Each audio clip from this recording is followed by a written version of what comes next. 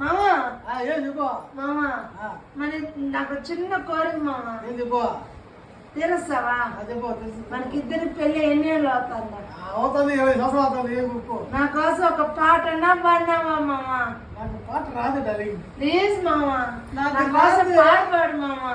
నాకు పాట రాదు డార్లింగ్. ప్లీజ్ మామా, నా నాకు రాదు. కోసం పాట పాడు మామా. నేర్చుకో. నువ్వేం పడతావా?